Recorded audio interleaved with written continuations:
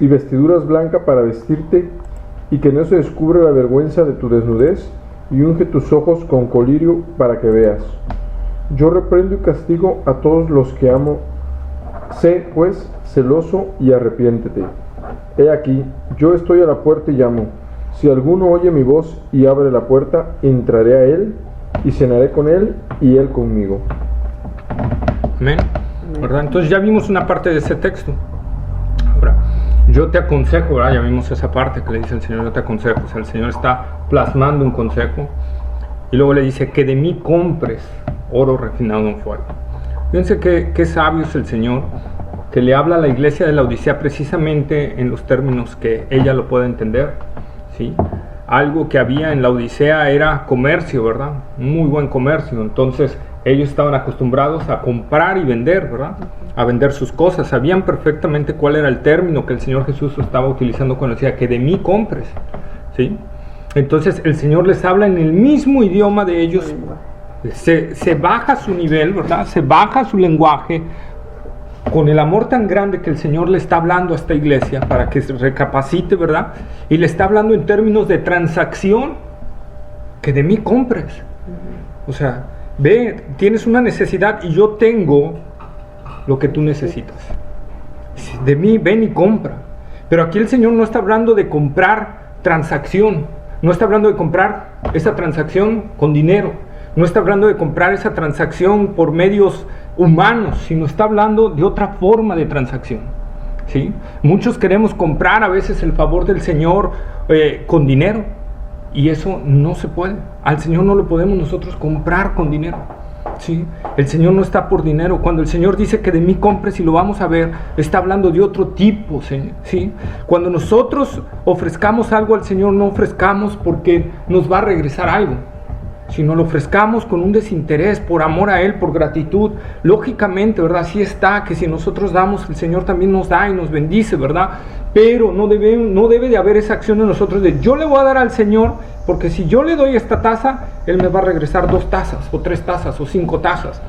Porque entonces ya estoy viendo a Dios como un ¿qué? Negocio. Como un negocio, ¿verdad? Como un negocio, como un banco, que si yo le voto, Él me va a regresar intereses y todo lo que yo, y que tiene la obligación de hacerlo, y Dios no tiene la obligación de hacerlo. Si lo hace es por amor a nosotros, porque Él se deleita. Cuando una ofrenda sube agradable al Señor, Él se deleita en esa ofrenda, como en el caso de Abel, ¿verdad? Los sacrificios de Abel, que decían, eran agradables al Señor, ¿sí? Los sacrificios de Caín, ¿qué eran? Desagradables ante el Señor, ni los tomaba en cuenta, las ofrendas que le llevaba Caín. ¿Por qué? Porque las llevaba de mala gana, las llevaba de ahí, de lo que me sobre, de lo que me quede, ¿verdad? Pero Abel, ¿qué hacía? Decía que daba por amor al Señor de lo mejor. Nadie le tenía que decir, él solito lo hacía. Y eso es lo que le agrada al Señor. No porque vayamos a recibir más, sino por amor al Señor. Job, alguien que fue muy bendecido por el Señor, que ya hablamos, ¿verdad? Que era uno de los hombres, si no el más, uno de los más ricos de ese entonces, de ese tiempo. Job es el libro más antiguo de la Biblia, ¿sí? Entonces Job, ¿qué hacía Job? Dice, todos los días sacrificaba al Señor cosas, todos los días. Y aún aparte de hacer sus sacrificios diarios, dice, aparte voy a hacer sacrificios por mis hijos ante el Señor, por si llegaron a pecar. Y daba de lo mejor, ¿verdad?, que había en su ganado. Pero era porque le placía a Él, de su amor, salía hacia el Señor. En ese tiempo no había sacerdotes, todavía no estaba el orden sacerdotal que el Señor había establecido en el tiempo de Moisés. Pero Job, por amor a Dios, por esa fe tan grande, que un día oyó hablar de ese Dios. Imagínense la fe tan grande de Job, que un día oyó hablar de ese Dios, nada más oyó, y creyó en ese Dios, y se aferró a ese Dios, y le entregó todo su ser, ¿verdad? Por eso, y lo he dicho, hay un libro escrito que lleva el nombre de ese hombre, Job. ¿Por qué no se llamó de otra forma? Dios quiso que se llamara Job por la forma en la que Job se ofrecía a sí mismo al Señor. Dios no quiere tanto nuestro dinero, Dios quiere nuestro corazón, que de aquí salga lo que vayamos a dar, ¿verdad? Entonces el Señor le está diciendo que de mí compres. oro refinado en fuego, ¿sí? ¿Qué quiere decir el Señor? Que el Señor lo que está diciendo es que compre sin dinero esta iglesia.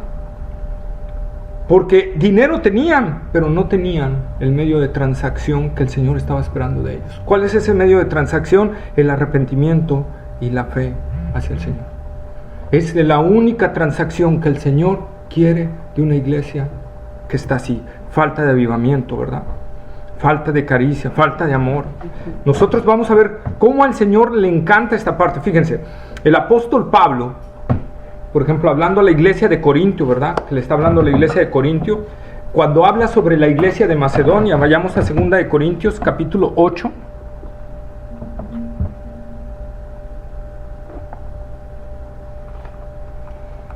¿8 qué? 2 de Corintios, capítulo 8, versículos 1 al 7.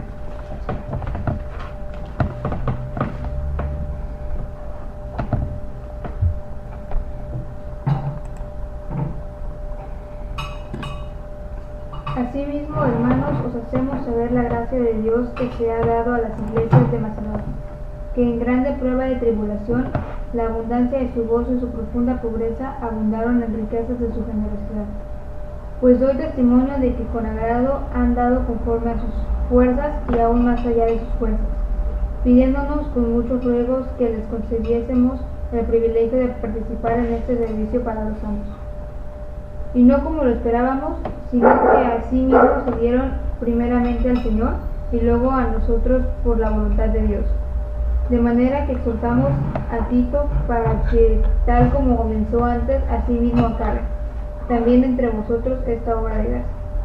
Por tanto, como en todo abundáis en fe, en palabra, en ciencia, en toda solicitud y en vuestro amor para con nosotros, abundad también en esta gracia. Fíjense, ¿verdad? ¿Cómo Pablo da testimonio de esta iglesia, de la iglesia que estaba en dónde? En Macedonia. Dice que estaban en profunda, ¿qué? Estaban en profunda, ¿qué? Pobreza. Profunda, no una pobreza cualquiera, estaban en profunda pobreza. Pero en esa profunda pobreza que tenían, ellos oyeron que la iglesia en Jerusalén estaba padeciendo bastante, que los hermanos estaban padeciendo hambre, que estaban siendo perseguidos, desposeídos de su tierra, quitados de sus trabajos y todos. Y ellos dijeron, nosotros tenemos una deuda con la iglesia de Jerusalén, porque a través de la iglesia de Jerusalén a nosotros nos llegó el evangelio, a la iglesia en Macedonia. Y aunque no tenemos ni para comer, nuestro amor por el Señor es tan grande y la gratitud por esa iglesia. Pablo, trajimos esta ofrenda para esa iglesia. Dásela, Pablo. Y Pablo, aquí plasmado en este testimonio, Pablo como que les dijo, no, ¿cómo creen? Ustedes la necesitan más. Y dijeron, Pablo, estamos agradecidos con el Señor y estamos agradecidos con los hermanos de Jerusalén. Permítenos participar de esto. Permítenos participar. Y Pablo dice, bueno, sí les permito participar. Y me imagino a Pablo que cuando le dieron la ofrenda, Pablo se admiró porque dice, y no dieron conforme a sus fuerzas, sino que más allá de sus fuerzas. Entonces, ahí está diciendo, y ahora Pablo le dice lo mismo a la iglesia de Corinto.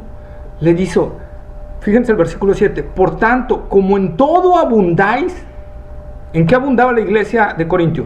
En fe, en palabra, en ciencia, en toda solicitud y en vuestro amor para con nosotros. Abundad también en esta gracia. ¿En qué gracia? En la gracia que tenía igual la iglesia de Macedonia, ¿verdad? De dar, pero con ese corazón. O sea, esa es la parte que le importa al Señor, porque repito, acuérdense de la viuda, ¿verdad? La viuda con un amor hacia el Señor, y aunque era bien poquito, porque para ella era todo lo que tenía, y había otros que aventaban hasta jarros, ¿verdad? Y dentro, llenos de dinero y todo, el Señor le encantó esa ofrenda de la viuda. ¿Por qué? Porque lo dio como al Señor le gusta, con amor, con agradecimiento, y eso es lo que el Señor quiere en realidad de una iglesia, ¿verdad? No dar por obligación, no. Por eso Pablo dice, cada uno dé como propuso en su corazón. Nadie más. O sea, como Dios haya puesto en el corazón, eso es lo que nosotros tenemos que dar. Y aquí a la iglesia de Macedonia Dios le puso eso en su corazón, de dar con esa abundante gracia. Dice Pablo, wow, eso fue algo que impactó hasta la vida de Pablo, ¿no? Entonces cuando el Señor le está hablando a la iglesia de la Odisea, compra de mí. El Señor es el dueño del oro, de la plata, de todo lo que hay. No le está diciendo que le dé dinero, porque Dios no necesita nuestro dinero. La verdad, hermanos, que Dios no necesita absolutamente ni un peso de nosotros. Dios no se hace más pobre ni más rico si le damos o no le damos. Dios no se va a hacer eso, ¿sí? Dios le está diciendo a la iglesia de Filadelfia que compre de Él, pero que compre de Él la necesidad más grande que puede tener una iglesia. La necesidad de Él. Vamos a Isaías capítulo 55. Isaías, profeta Isaías capítulo 55, versículos 1 al 3. Bueno, ¿Isaías cuál? 55. Isaías 55. ¿capítulo qué? 55. Digo, versículo. 1, 3. ¿Capítulo qué? 55, del 1 al 3. ¿Ya? ¿Chipi? A todos los sedientos, venid a las aguas, y los que no tienen dinero, venid, comprad y comed. Venid, comprad sin dinero y sin precio vino y la leche. ¿Por qué gastáis el dinero en lo que no es pan y vuestro trabajo en lo que no sacia? Oídme atentamente y comed del bien, y se deleitará vuestra alma con proeza. Inclinad vuestro oído y venid a mí, oíd y vivirá nuestra alma, y haré con vosotros pacto eterno, las misericordias firmes a David. Bien. Entonces dice el Señor, a todos los sedientos, dice Dios, venid a las aguas, y los que tienen dinero, venid, comprad y comed. Venid, comprad sin qué, sin dinero y sin precio, vino y leche, ¿verdad? Vengan, es lo mismo, la misma invitación que aquí Dios Jehová le está hablando al pueblo de Israel. Le está diciendo, a causa de una situación muy similar, una frialdad que había en el pueblo de Israel, una tibieza espiritual tremenda que había en ese tiempo de Isaías, ¿verdad? Con el tiempo de Israel, el Señor igual, porque el Señor es el mismo ayer, hoy y siempre. Le dice al pueblo de Israel, vengan a mí y beban, no tienen necesidad de gastar dinero en las cosas que no valen, vengan a mí y compren de mí vino y leche. El vino, ¿qué significa? El gozo, y la leche, ¿qué significa? El alimento espiritual. Vengan y compren de mí sin necesidad de dinero, sin ponerle un precio, ¿verdad? Vino y leche. Después dice Dios, oíd atentamente y comed el bien, y se deleitará vuestra alma con grosura, ¿verdad? Un deleite muy especial. Ese es el deleite que debe haber en nosotros, en nuestra vida, cuando estamos, ¿verdad?, comiendo del manjar del Señor, cuando estamos comiendo de Él y estamos bebiendo de ese vino y de esa leche y de esa grosura, estamos con un gozo dentro de nosotros, con un gozo. Y entonces podemos decir como el salmista, el gozo del Señor es mi fortaleza. El gozo del Señor, ¿sí? Y podremos decir como el salmista en el Salmo 23, ¿verdad? Jehová es mi pastor y nada me faltará. Y que dice, y aunque ande en valle de sombra de muerte, no temeré mal alguno porque tú estarás conmigo, ¿verdad? Wow. Me detectaron una enfermedad que me voy a morir en 15 días. No temo. No temo. Si parto hoy en la noche, no temo. Si me enfermo hoy en la noche y me tienen que hospitalizar, no temo. Porque aunque ande en ese valle de sombra de muerte, no voy a temer mal alguno, porque tú estarás conmigo. Por eso nosotros podemos ver, ¿verdad?, como aquellos misioneros se metían en medio de las selvas, en medio de esos lugares tan peligrosos, en el África, con los leones, con los elefantes, con los rinocerontes, ¿verdad? Con los caníbales. No temían mal alguno. No temían. Algunos resultaban muertos, pero no morían en pánico.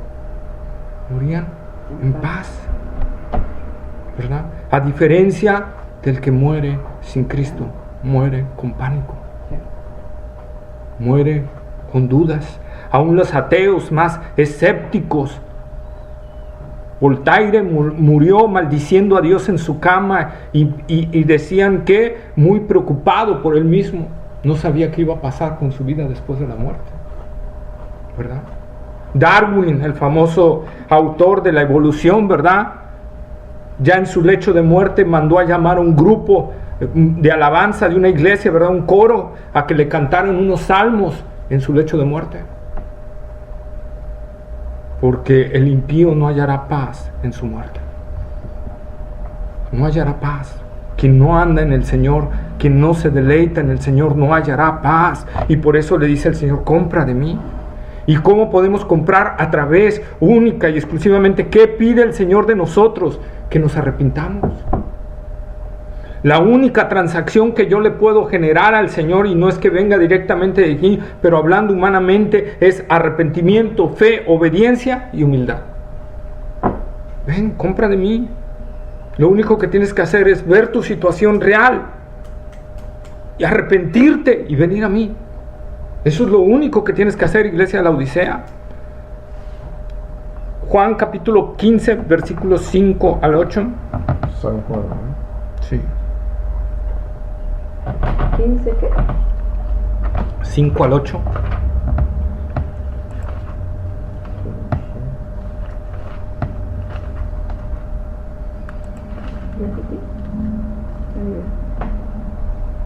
Yo soy la vid, vosotros los pámpanos. El que permanece en mí y yo en él, este lleva mucho fruto, porque separados de mí nada podéis hacer. El que en mí no permanece será echado fuera como pámpano y se secarán, y los recogen y los echan en el fuego y arden. Si permanecéis en mí y mis palabras permanecen en vosotros, pedid todo lo que queréis y os será hecho. En esto es glorificado mi Padre, en que llevéis mucho fruto y seáis así mis discípulos. Yo soy la vid, vosotros los pámpanos. El que permanece en mí y yo en él, este lleva mucho fruto. Separados de él nada podemos hacer. La iglesia de la Odisea estaba separado por un espíritu de autosustentación. Como un pámpano no puede llevar fruto separado de Cristo. Ningún cristiano puede dar fruto separado de Cristo. Tiene que estar pegado a Cristo, en la comunión con Cristo, en la oración y meditación de su palabra, en meditar día y noche en la palabra del Señor, estar conectados. Eso es estar conectados a la vida. Estar separados es que creer que si yo no tengo comunión con el Señor durante un día, sigo estando conectado con el Señor y sigo recibiendo esa sábila y sigo dando fruto. Ese es un error. Si no estamos conectados a la vida, ¿qué pasa si un pámpano lo conecto y luego lo desconecto? Lo injerto y luego lo desinjerto. Se muere. Se va a morir. Así mismo, nosotros como pámpanos no podemos estar desconectándonos y conectándonos, desconectándonos y conectándonos, porque entonces quiere decir que hay algo mal en nuestra vida espiritual, que algo no está bien en nosotros y que por lo tanto no estamos en realidad conectados. Por eso dice el Señor, todo pámpano que en mí no lleva fruto será cortado, porque si ese pámpano no se adhiere a la vid, no sirve para nada. No sirve para nada, se va a secar y se va a doblar ese pámpano y no va a dar fruto, solo está estorbando. El verdadero pámpano es el que está injertado y recibe de la vida que tiene la vid, entonces entra la vida en él y empieza a dar fruto por esa vida que entró en él. ¿Sí? Lo mismo sucede con nosotros y por eso el Señor le dice, yo te aconsejo iglesia, Y fíjense que le está hablando a una iglesia. No le está hablando a gente apóstata, no le está hablando a una iglesia nominal, le está hablando a una iglesia de él y dice: yo te aconsejo que de mí compres oro refinado en fuego para que seas rico. ¿A qué se refiere aquí el Señor con oro? Aquí el oro es símbolo, ¿verdad?, de la fe. Puede significar la fe. La fe es parte del regalo que Dios nos ha dado. ¿Sí? Efesios capítulo 2, versículos 8 y 9. Edgar, aquí tenemos una duda. ¿Qué es pámpano? Pámpano. O sea, la vid, el pámpano es como la ramita de la vid. La vid, digamos que es la planta completa. La vid, es como La planta. plasmándolo en un árbol. La vid sería el Como el tronco. Y el pámpano, los bracitos. Los las bracitos. ramitas. Las ramitas, ¿no?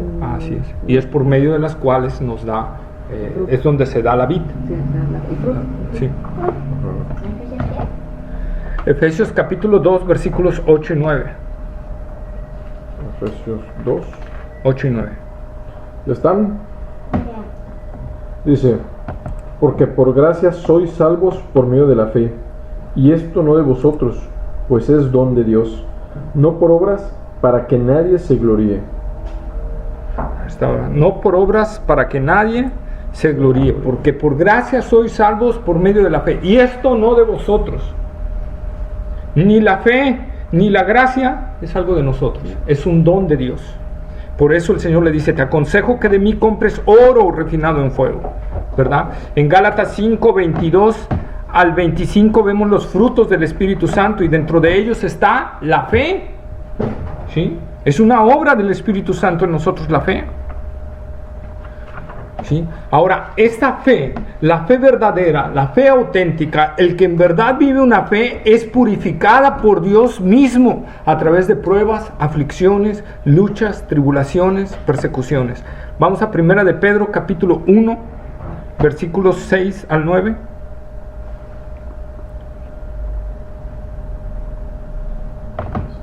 Primera de Perú. Capítulo 1, versículos 6 al 9. Primera de Pedro, capítulo 1, versículos 6 al 9. En lo cual vosotros os alegráis, aunque ahora por un poco de tiempo, si es necesario, tengáis que ser afligidos en diversas pruebas, para que sometida a prueba vuestra fe, mucho más preciosa que el oro, el cual aunque perecedero se prueba con fuego, sea hallada en alabanza, gloria y honra cuando sea manifestado Jesucristo, a quien amáis sin haberle visto, en quien creyendo, aunque ahora no lo veáis, os alegráis con gozo inefable y glorioso, obteniendo el fin de vuestra fe, que es la salvación de vuestras almas. Aquí está, ¿verdad?, explicadísimo por el apóstol Pedro. En el cual vosotros os alegráis, dice, aunque ahora por un poco de tiempo, si es necesario, tengáis que ser afligidos en diversas pruebas, para que sometida a prueba vuestra fe, mucho más que vuestra fe, que es mucho más preciosa que el oro, el cual aunque perecedero se prueba con fuego, que de mí compres oro refinado con fuego. La fe más preciosa que el oro, refinada con fuego, sea hallada en alabanza, gloria y honra cuando sea manifestado Jesucristo. Y Pedro le está hablando a gente que estaba padeciendo persecución. Dice: a quien amáis sin haberle visto, en quien creyendo, aunque ahora no le veáis, os alegráis con un gozo inefable y glorioso, obteniendo el fin de vuestra fe, que es la salvación de vuestras almas. La prueba de vuestra fe, mucho más preciosa que el oro. Dios prueba nuestra fe.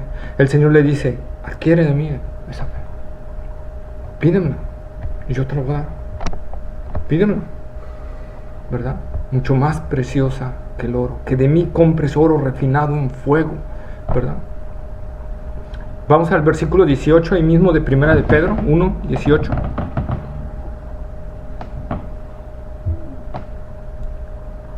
Bueno, 18 hasta el 23, por favor.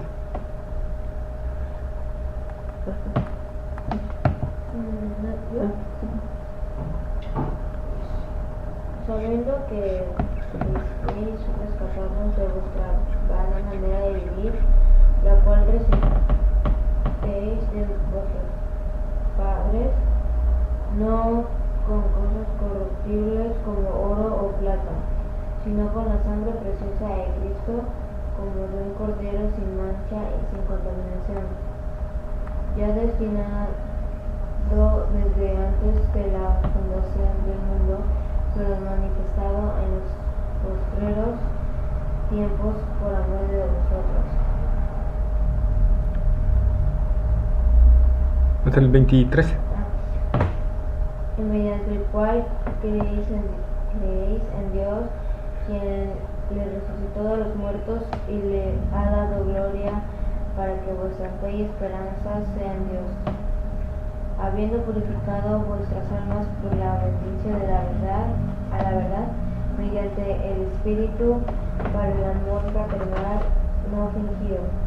Amaos unos a otros entrañables de corazón puro, siendo renacidos no de simiente corruptible, sino de incorruptible, por la palabra de Dios que vive y permanece para siempre. ¿Verdad? Entonces nosotros podemos ver aquí a la mucho más preciosa. Esa fe nos fue dada no por medios corruptibles, como el dinero o como posesiones, nos fue dada por algo incorruptible. ¿Qué fue eso incorruptible? El sacrificio de Jesucristo en la cruz del Calvario, la sangre preciosa de Cristo Jesús, ¿verdad? Que habla mejor todavía que la de Abel, dice Hebreos, ¿verdad? Y que dice, y mediante la palabra,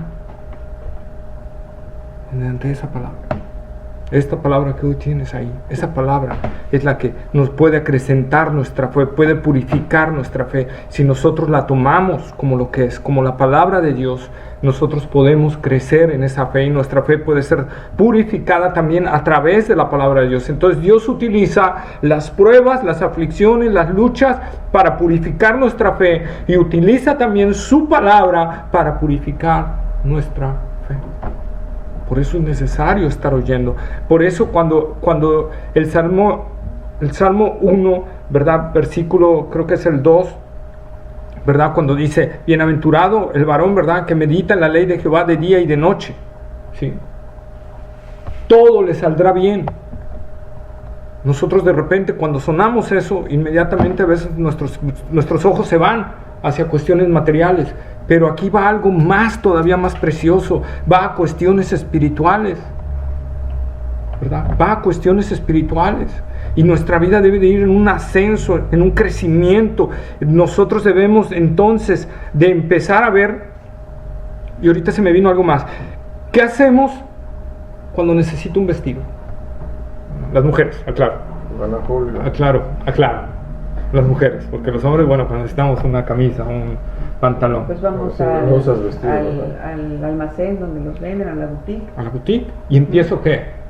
a escoger y hacer una selección con cuidado, ¿verdad? A ver, más claro. Para escoger el vestido que te agrada y que puedes comprar.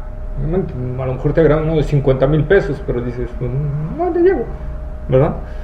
Pero dices, pero pues pero sí el de 15. pero sí el de 15, ¿verdad? Entonces, bueno, de acuerdo a la posibilidad de cada quien, ¿verdad? Pero tú vas y vas y andas buscando lo que quieres. El Señor, cuando le está diciendo a la iglesia que de mí compres, le está hablando precisamente de un mercado, que Él entre a ese mercado y vea lo que hay en el Señor. Y que al ver lo que hay en el Señor y al entrar ahí, al detenerse y observar lo que hay en el Señor, entonces va a poder adquirir cosas mucho mayores que las que la iglesia de la Odisea tenía en ese momento. Cosas incorruptibles que nos van a durar por toda la eternidad. Entonces, esa es la parte, pero hay un letrero que dice ahí, comprad sin dinero. Ah, fabuloso. Pero cuando agarras el vestido y lo quitas, hay una etiqueta que dice, pero te va a costar todo. Esa es la parte. Por eso Santiago, ¿verdad? En Santiago capítulo 1, versículos 2 al 4, nos manda a llamarnos, nos manda y nos hace un llamado a gozarnos en medio de las pruebas, a gozarnos en medio de las luchas, a gozarnos en medio de cualquier situación que tengamos, ¿verdad?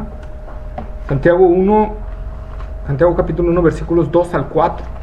Y mientras lo buscan, hoy en día Estamos empezando a padecer mucho. En Estados Unidos, que era un país totalmente democrático, libre y todo, los cristianos están empezando a padecer persecución a causa de las leyes que se están estableciendo en Estados Unidos. Unos que los pastores tienen la obligación de casar a los gays si se quieren casar en las iglesias. Hay pastores que están diciendo no. Hay jueces cristianos que están renunciando a ser jueces porque los están obligando a casar homosexuales y están dejando su puesto por no doblegarse ante la cuestión de los gobiernos. Hay jóvenes que están siendo expulsados de las escuelas, de las universidades, por ponerse a orar o por leer la Biblia en la universidad. Estamos empezando a vivir tiempos muy difíciles, donde Dios va a probar la fe de muchos. Dios va a probar a muchos si en realidad son como la iglesia de la Odisea. Gente que en realidad está tibia y solo quiere un compromiso denominacional o solo quiere un compromiso de título con el Señor y no quiere un compromiso real con Él. Quien no tenga un compromiso real con el Señor no tiene al Señor. Me tocó predicar, me tocó predicar en Monterrey, me invitaron a predicar y Dios me dio un sermón acerca precisamente de eso. Juan capítulo 14, 21 al 24, donde el Señor dice: si me amas, guardarás mis mandamientos. Y una de las señas de que en verdad amamos al Señor es que vamos a guardar su palabra y vamos a atesorar su palabra y vamos a meditar en su palabra. Es una verdadera seña de que el Señor ha nacido en nosotros. Pero si para nosotros es lo mismo no leer la palabra que leer la palabra, entonces algo está mal.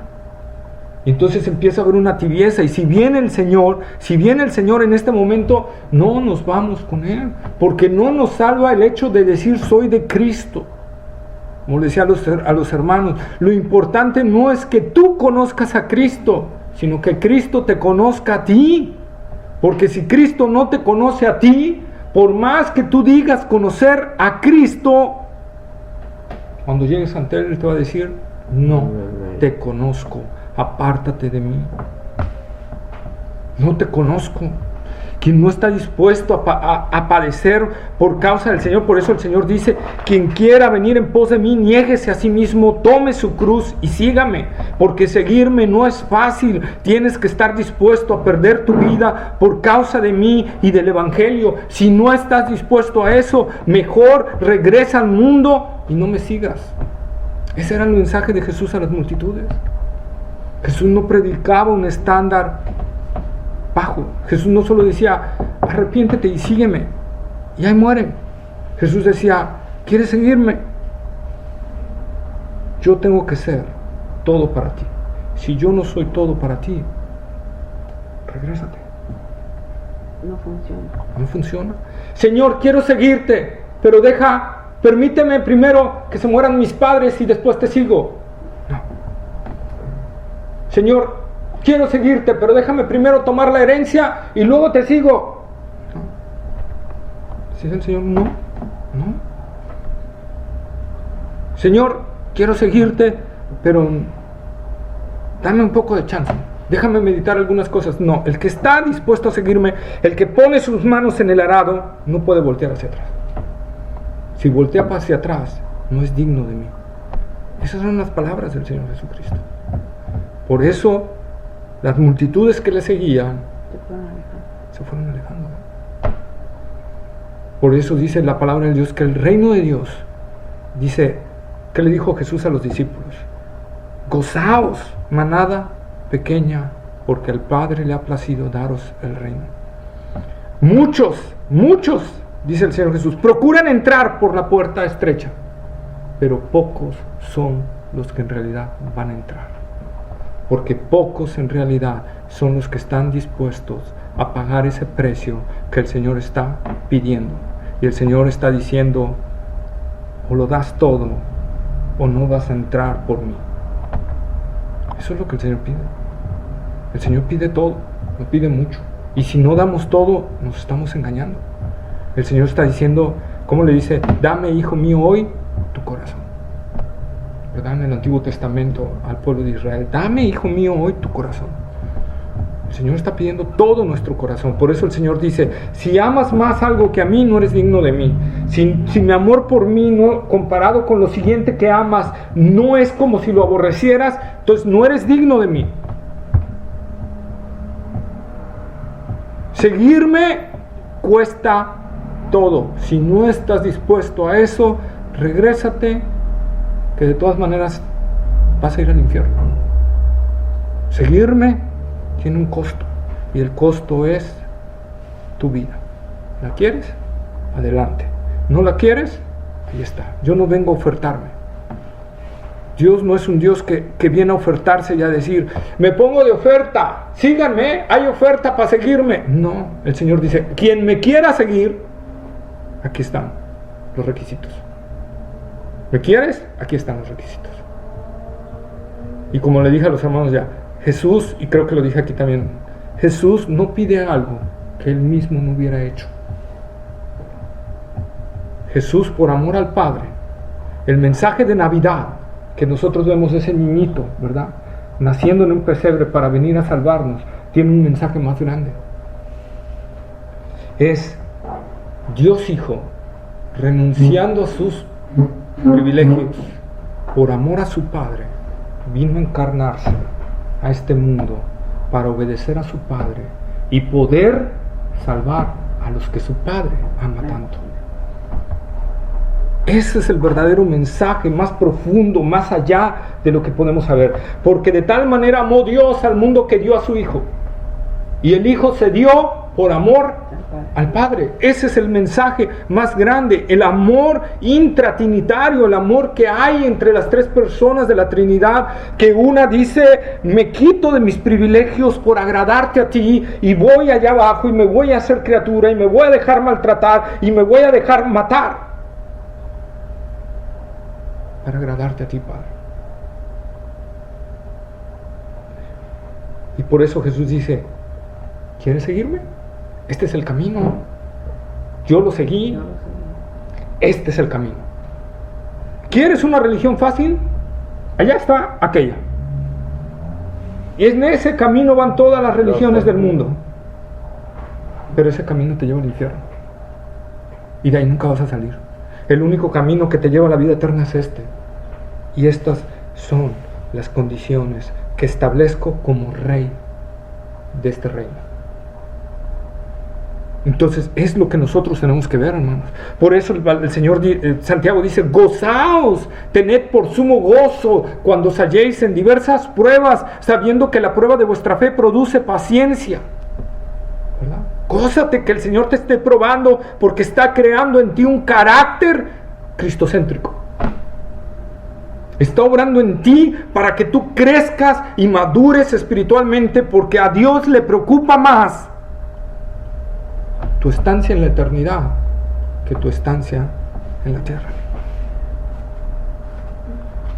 Dice Santiago 1:4, mas tenga la paciencia su obra completa para que seáis perfectos y cabales sin que os falte cosa alguna. ¿Sí? Entonces, hermanos, Dios Jesús le está mandando que compre ese oro refinado en fuego, ¿verdad? Ese oro que también significa Cristo mismo. Lo que en verdad enriquece es la presencia de Cristo en nosotros. ¿Sí? Cristo debe de ser lo más valioso. El oro era el metal más valioso en ese tiempo. Era el metal, ¿verdad?, que todo el mundo quería tener en sus casas y que hasta quería forrarlas, ¿verdad? El templo en ese entonces estaba forrado por dentro en oro, ¿sí? Entonces Cristo debe de ser eso para nosotros. Debe ser ese oro. De mí compra ese oro. Yo soy ese oro para tu vida.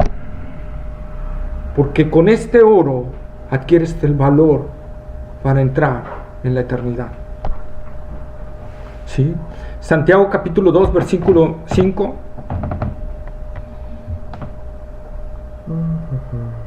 ¿Solo el 5? Sí. Dice, hermanos míos amados, oíd, ¿no ha elegido Dios a los pobres de este mundo para que sean ricos en fe y herederos del reino que ha prometido a los que le aman? A los pobres de este mundo. ¿Por qué los pobres de este mundo? No, vamos a ver. Cuando tenemos ese espíritu de dependencia de Dios, lo que hablamos las clases anteriores, ¿verdad? ¿Cuántas veces nos hemos levantado de la cama buscando el rostro del Señor, de una dependencia total de Él, y poder orar como el Señor Jesús nos enseñó a orar? El pan nuestro de cada día dámelo hoy, Señor. Dependo de ti para que me lo des. Señor, yo voy a salir a trabajar, pero si tú no me bendices, de nada sirve que yo salga. De ti depende. Entonces, cuando nosotros hay ese espíritu de dependencia de Dios, somos tan ricos en fe. Por eso el Señor Jesús dijo en Mateo 5:3, bienaventurados los pobres en espíritu, porque de ellos es el reino de los cielos.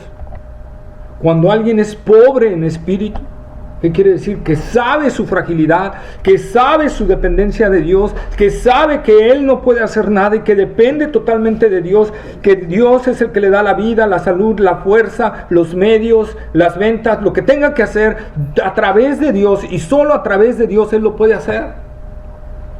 Y él se humilla ante Dios y le dice a Dios, dependo de ti. Bienaventurados los pobres en espíritu, que saben su dependencia del Señor. Colosenses capítulo 1, versículo 26 y 27, por favor. 1, 26, 27. Sí, 1, 26 y 27. ¿Estás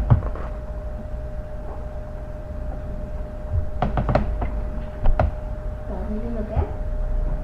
Colosenses 1, 26, 27. El misterio que había estado oculto desde los siglos y edades, pero que ahora ha sido manifestado a sus santos, a quienes Dios quiso dar a conocer las riquezas de la gloria de este misterio entre los gentiles, que es Cristo en vosotros, la esperanza de gloria. A quienes Dios quiso dar a conocer las ¿qué? Riquezas de la gloria de este misterio entre los gentiles, que es Cristo. ¿En dónde? En nuestros corazones. En vosotros, la esperanza de gloria. Esa es una riqueza grande. Cristo en nosotros, la esperanza de gloria. ¿Qué es una esperanza? ¿Qué es esa esperanza? Estamos viviendo con esa esperanza, con ese anhelo, con ese deseo. El Señor va a venir. Algo que esperamos que suceda. Así es. El Señor va a venir. Cristo en mí. El Señor va a venir. O sea, en cualquier rato va a venir mi Señor. Él va a venir. Tiene esa esperanza viva, ardiendo dentro de él. Por eso en Apocalipsis 22, ¿verdad? Ya casi al final dice, el Espíritu y la novia dicen, ven, Señor Jesús. Podríamos decir, el Espíritu y cada cristiano dicen, ven, Señor Jesús. El anhelo. ¿Sí? Colosenses capítulo 2, versículos 2 y 3.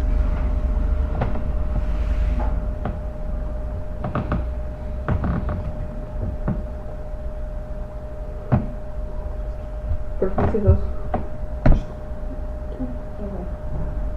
Para que sean consolados sus corazones unidos en amor hasta alcanzar todas las riquezas de pleno entendimiento, a fin de conocer el misterio de Dios del Padre y de Cristo, en quien están escondidos todos los tesoros de la sabiduría y de conocimiento.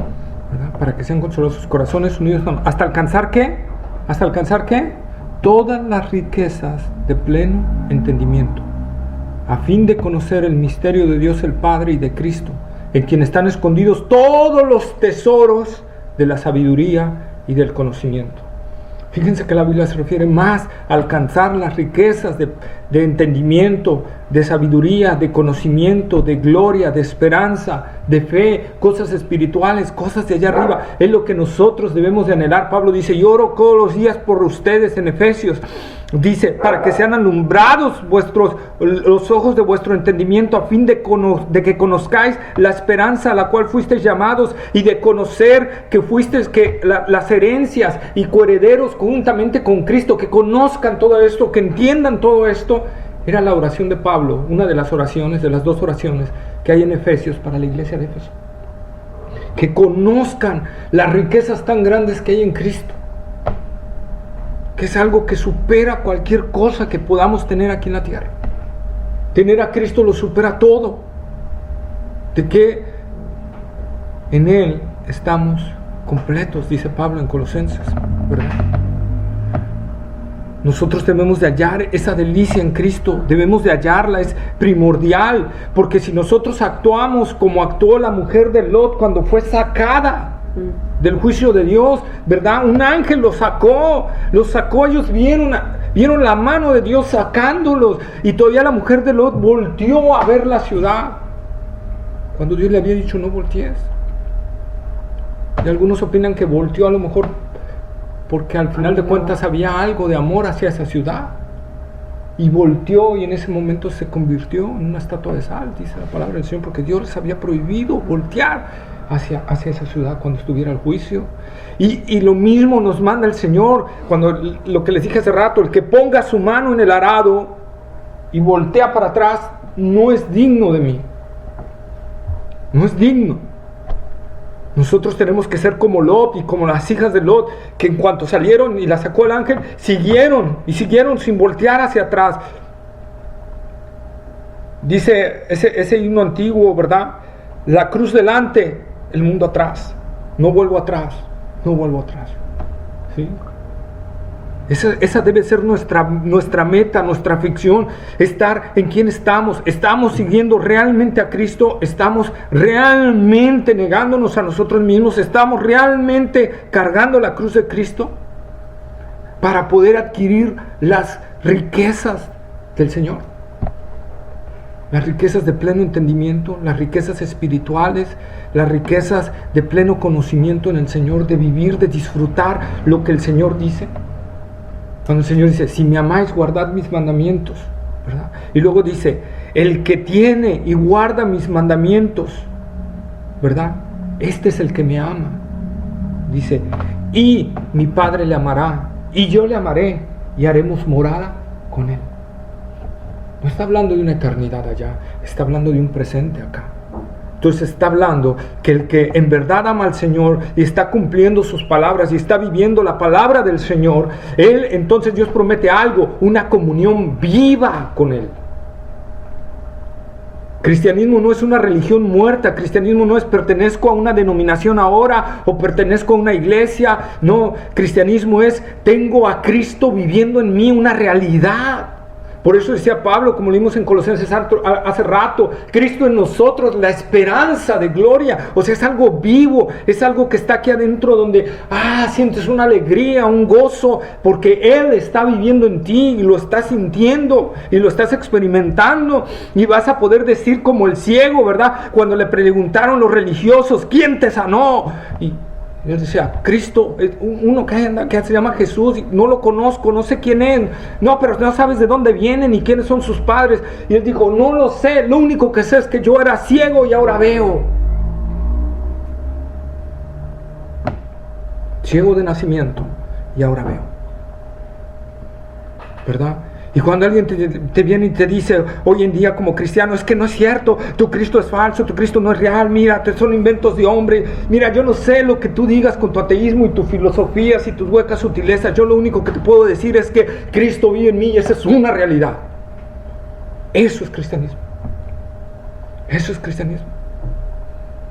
Cuando en realidad se está viviendo a Cristo en el corazón, cuando en realidad estamos viviendo en ese camino, la gente va a poder y va a decir, aunque no estoy de acuerdo contigo, yo sé que hay algo diferente en ti. ¿verdad? Como los romanos cuando aventaban a los cristianos a los leones, algunos entendían y cuando los veían morir con tanta paz y con tanto gozo y cantando al Señor, y decían, o están locos o hay algo en ellos que nosotros no tenemos. Esa es la parte que nosotros tenemos que entender. Cristo es en nosotros la esperanza de gloria, ¿sí? Cristo es en nosotros. Cristo es el mejor oro que podemos tener, la mejor posesión que podemos tener, ¿sí? Y luego le dice el Señor, oro refinado en fuego y vestiduras blancas para vestirte y que no se descubra la vergüenza de tu desnudez. Estar desnudo en el Antiguo Testamento era símbolo de absoluta vergüenza y de burla de los enemigos. Nosotros podemos leer en 2 de Samuel 10, 4 y 5 cómo pasó esto y cómo un amonita o moabita, ¿verdad? David envía siervos de él a consolar, porque el rey había muerto y estaba su hijo por asumir el trono. Entonces envía siervos a consolarlo. Los ministros de le aconsejan, vinieron para espiarnos y para atacarnos y todo. Entonces, ¿qué hacen? Les rasgan las vestiduras, dice, hasta las pompas, ¿verdad? Y le cortan la barba y los mandan así. Cuando David se entera de eso, les dijo, ok, quédense en una cueva mientras les crece la barba y todo, les vamos a mandar vestidos. Pero hablaba de una vergüenza total, y yo voy a vengar su vergüenza. Entonces David ataca a ese rey y lo vence totalmente, ¿verdad? Pero era un símbolo de tanta vergüenza y de tanta enfrentez. Entonces es lo que el Señor le está diciendo a la iglesia de Laodicea: estás desnuda, estás en vergüenza total, no solo ante mí que te estoy viendo, ante el mundo. No te estás dando cuenta que el mismo mundo se está burlando de ti, se está burlando de tu aparente creencia, ¿verdad? No te das cuenta de esto. Nosotros podemos ver Isaías 20, 2 al 5, que habla de lo mismo, la vergüenza de la desnudez, ¿verdad? Y varias citas que podríamos ver donde se está hablando acerca de la vergüenza de la desnudez. Y que el Señor a veces iba a permitir, hay juicios sobre Israel. En Nahum, por ejemplo, hay un juicio sobre Israel donde Dios le iba a permitir a Israel ser desnudado ante las naciones, para vergüenza de ellos. O sea que la desnudez también puede ser un castigo del Señor. Y el Señor puede permitir que andemos desnudos para vergüenza nuestra. Y no desnudos de ropa, ¿verdad?, sino desnudos espiritualmente. Y seamos el hazmerreír del mundo. ¿Sí? Si la sal se hiciera insípida, dice el Señor, ¿para qué sirve? Para nada, sino para ser echada fuera y pisada por el mismo mundo. La sal es la iglesia. Si nosotros no damos sabor, el mundo nos va a pisotear y se va a reír de nosotros, como hoy en día se están riendo de muchos cristianos, ¿verdad? Y de muchos, tomando como ejemplo a esos falsos pastores que se están enriqueciendo a costa de la fe, y dicen, mira, ahí está. ¿Sí? Entonces el Señor aquí le está hablando a la iglesia de Laodicea en dos posibles mensajes acerca de la desnudez. Uno, ante los del mundo seremos algo sin valor, el hazmerreír, seremos como un tipo de esclavos, como títeres al servicio de ellos, un vencimiento por parte del mundo. Qué tristeza es ver a la iglesia en Laodicea ser vencida por el mundo y sus deseos y seguir la corriente. La otra cosa que nos habla el Señor nos habla que la iglesia en Laodicea había echado de sí las vestiduras de Cristo, se había despojado de las vestiduras de Cristo, y eso destapa la terrible situación en la que estamos ante Dios sin esas vestiduras. Lo único que nos hace acepto ante Dios es las vestiduras de Cristo, esa justicia de Cristo imputada a nosotros. Pero si somos despojados de esa justicia de Cristo, no tenemos nada que presentarnos ante el Señor. Nada. Cuando el profeta Isaías vio la majestad de Dios en Isaías capítulo 6, y que él dice, vi al Señor sentado sobre un trono alto y sublime, y sus faldas llenaban el templo. Cuando Isaías ve esa visión tan majestuosa, dice, ¡ay de mí, que soy hombre muerto! El profeta, que ya llevaba años como profeta, al ver esa visión, exclama eso. Dice, porque siendo hombre inmundos de labios, mis ojos han visto al Rey Jehová de los ejércitos. Y cuando nosotros vemos a Dios sin la justicia de Cristo, estamos fritos, estamos muertos. Por eso la Escritura nos manda vez tras vez a vestirnos de Jesucristo. Romanos, los voy a leer para ir un poquito más rápido, anótenlo. Romanos 13:14, que dice, sino vestíos del Señor Jesucristo y no proveáis para los deseos de la carne. Nosotros día a día tenemos que vestirnos del Señor Jesucristo. Día a día tenemos que vestirnos de Él y no proveer para los deseos de la carne. En Efesios capítulo 4, versículos 22 al 24. En cuanto a la pasada manera de vivir, despojaos del viejo hombre que está viciado conforme a los deseos engañosos y renovaos en el espíritu de vuestra mente. Vestíos del nuevo hombre creado según Dios en la justicia y santidad de la verdad. Efesios 6, 10 y 11 nos habla también de vestirnos de toda la armadura de Dios. Vez tras vez la Escritura nos manda a vestirnos, ¿verdad? A vestirnos para no mostrar al mundo que somos unos hipócritas, que somos unos falsos, ¿verdad? Para no blasfemar el nombre de Jesús, que no vean que somos iguales a ellos, que no vean que no hay una diferencia, que debe de haber una diferencia entre nosotros y ellos. Debemos de ser luz en medio de las tinieblas. Colosenses capítulo 3 versículo 5 dice: haced morir pues lo terrenal en vosotros. ¿Sí?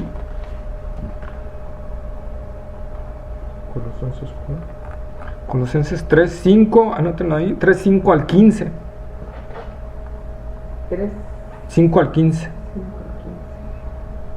Entonces nos manda a estar vestidos constantemente del Señor Jesucristo. Y la pregunta es: ¿cómo estoy ante la presencia de Dios?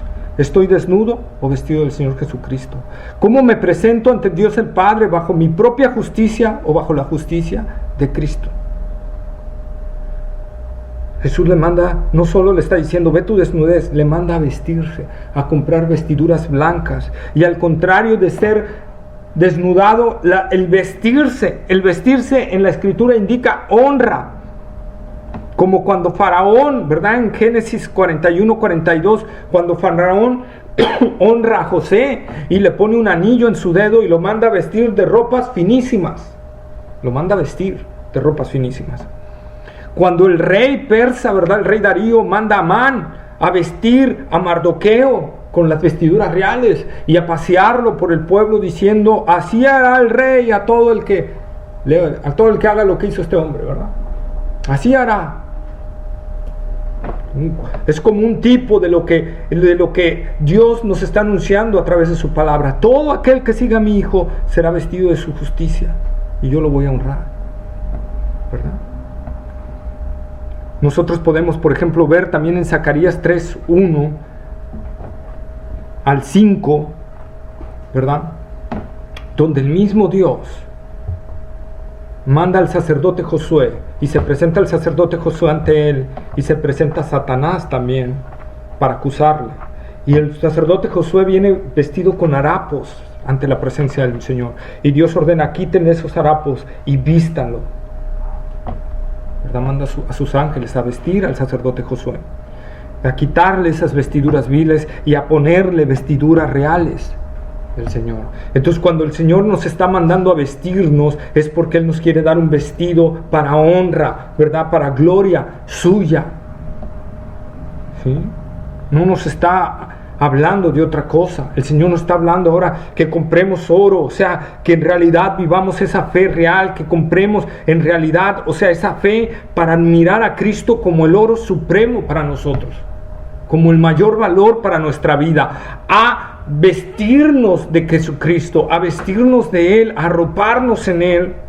¿Qué haces cuando tienes mucho frío y te revistes? Wow. ¿Por qué buscas vestirte? Porque tienes una necesidad de tapar ese frío. Lo mismo sucede cuando tú sientes la necesidad de tu pecado y ves a Cristo como tu medio, entonces lo abrazas y le dices: descansé. Eso es Cristo para nosotros. Y mientras el frío dure, pues yo no suelto el abrigo, ¿verdad? Imagínate que estás a menos 10 grados y solo andas con esta camisita así. No lo vas a aguantar. Entonces lo mismo sucede. Nuestra necesidad tan grande de Cristo es así como si tuviéramos eso. Y necesitamos arroparnos de Él, ¿verdad? Y ya no nos va a dar tiempo, bueno, de ver: y unge tus ojos con colirio para que veas, ¿verdad? Pero el Señor nos está mandando a tomar de ese colirio que ellos hacían para sanar los ojos, ¿verdad? Un antibiótico. Un antibiótico que ellos tenían. ese antibiótico ellos lo generaban de una roca, que a la hora de tallarla, esa roca tenía un polvito, una sustancia especial, y ellos generaban de ahí lo que se llamaba el colirio, que lo hacían después eso como una pasta y lo ponían en los ojos, y eso traía una sanidad a los ojos, ¿verdad? Entonces Cristo es lo que nos está mandando. La Odisea sabía que a raíz de raspar la roca generaban ese polvito que con otros aditamentos generaban el colirium que ellos llamaban. Jesucristo está diciendo: yo soy la roca. De ahí puede provenir tu sanidad de tus ojos para que veas. Yo soy esa roca que necesitas para que veas y puedas ver tu realidad. Por eso nosotros tenemos que venir a Cristo con una humildad, ¿verdad? Y buscando en Él la verdadera vista hacia nosotros. En realidad, ¿cómo estamos ante el Señor? ¿Nos estamos viendo como Él nos ve? ¿Tenemos ojos sanos, espirituales, o tenemos ojos ciegos o miopes? ¿Verdad? Entonces, si tenemos los ojos sanos, implica entender y por la fe deleitarnos en la gloria de Cristo, tener a Cristo como nuestro supremo bien, porque estamos viendo la realidad, que Cristo es la gloria para nosotros. Puestos los ojos, dice el escritor de Hebreos, en Jesús, el autor y consumador de la fe. Puestos los ojos en Él. Él es nuestra gloria suprema. Cuando tenemos los ojos puestos en Él, podemos ver la esperanza de la patria celestial que nos espera. Esa que podían ver los del Antiguo Testamento, ¿verdad? Que dice en Hebreos que muchos no poseyeron todas las promesas, las saludaron de lejos, y que muchos prefirieron ser azotados, aserrados, maltratados, escupidos, porque ellos no estaban esperando una ciudadanía aquí en los cielos, sino estaban esperando una ciudadanía celestial. Entonces ellos ponían su mirada allá arriba desde el Antiguo Testamento, estaban esperando una ciudadanía celestial, y hoy nosotros tenemos todavía una visión más amplia que la que ellos tenían, porque en la Escritura nos habla aún más de la gloria celestial que nos espera, y entonces podemos poner esa mirada en Jesucristo, esa esperanza en Él, esa gloria en Él, y si tenemos los ojos sanos podemos ver esa gloria a través del Espíritu Santo, y entonces clamar: ven, Señor Jesús.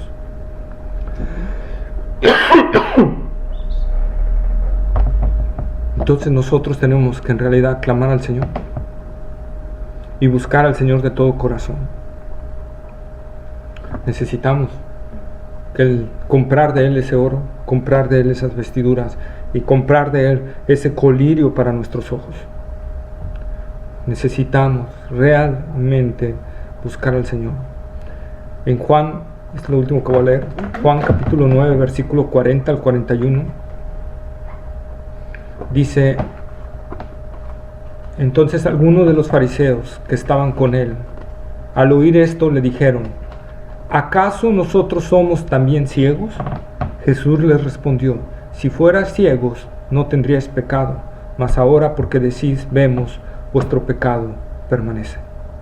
Cuando nosotros no queremos ver nuestra realidad como los fariseos y queremos decir estoy sano, pero sabes que por dentro no estás viviendo a Cristo, sabes que por dentro Cristo no es tu gloria, sabes que por dentro Cristo ha dejado de ser tu prioridad, y tú dices veo, entonces no hay opción de arrepentimiento en esa parte. Yo tengo que hacer un autoanálisis y tengo que ver si Cristo en realidad es el centro, el motor, lo principal, lo primordial y lo total en mi vida. Y si no, pues clamar al Señor por colirio, por vestiduras y por oro para nosotros. Amén. Pues bueno, vamos a orar. ¿Alguna pregunta, duda? ¿No? ¿Todo bien? Bueno, oramos.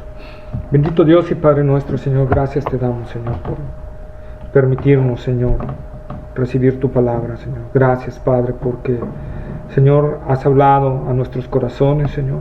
Has hablado a nuestras vidas acerca, Señor, de buscarte con todo el corazón y de buscar en ti, Señor, esa satisfacción total, de encontrarte como nuestro todo, Señor, en la vida, de ponerte a ti por sobre cualquier cosa, Señor, de ir ante ti, Señor, y comprar de ti esa fe más fina que el oro, más cara, más brillante, más pura, Señor, que el oro. y a comprar esas vestiduras blancas de justicia, que son tu justicia, amado Salvador, que es la única justicia que nos puede presentar ante el Padre, con la única justicia que podemos llegar ante el trono de la gracia, la justicia tuya, Señor Jesucristo. Padre, te pedimos también, Señor, que obres en nosotros para que a través de Cristo podamos comprar ese colirio, Señor, para nuestros ojos y que podamos ver, Señor, la verdad de nuestra situación espiritual y que podamos ver con claridad la gloria, la grandeza y la majestad de Jesucristo. Que podamos, Señor, percibir realmente con nuestros ojos espirituales, nuestro entendimiento, Señor, y nuestro corazón, la gloria tan grande que nos va a ser dada en Cristo Jesús. Padre, que no hay nada comparable a lo que tú nos vas a dar. Como dijo el apóstol Pablo, cosas que ojo no vio, ni oído yo, ni han subido en corazón de hombre, son las que Dios tiene preparado para nosotros. Jesús dijo, me voy a preparar lugar para ustedes, para que donde yo estoy vosotros también estéis. Y Él prometió, Señor, regresar por nosotros y llevarnos a esos lugares celestiales, a esas residencias para nosotros, Señor, eternas, Señor, incorruptibles, inmarcesibles, Señor, que no se degradan, que no se rompen, que terremoto no las puede derrumbar, ni, Señor, ni devaluaciones las pueden, Señor, quitar. Señor, ayúdanos a poner nuestra vista total en ti, en esa gloria que nos espera en Cristo Jesús. Que Cristo sea nuestra esperanza viva, nuestra esperanza eterna, Señor, nuestra esperanza gloriosa, Padre. Ayúdanos a poner nuestros ojos en Él, en el autor y consumador de la fe, Señor. Te lo pedimos en el nombre de Jesús. Amén, Señor. Amén.